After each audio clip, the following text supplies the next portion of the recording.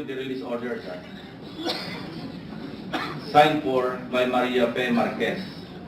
This is the release order issued in favor of the convicts in the case of the Chong sisters rape slaying sa Cebu. This is a celebrated case. The same thing. This is a memorandum.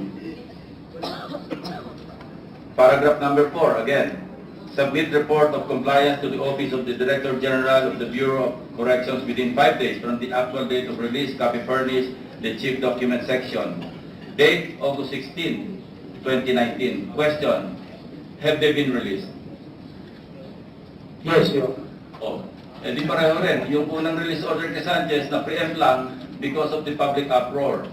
But in this case, this one got away because this was dated 4 days before the supposed or the release order signed by you in favor of Antonio Sanchez.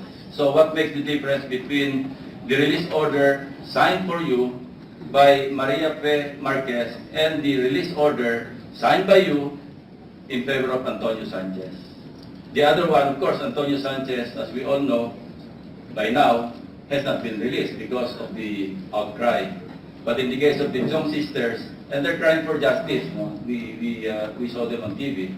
And the case of the Chong sisters, is as gruesome as the case of the of Eileen Sarmenta and Alan Gomez.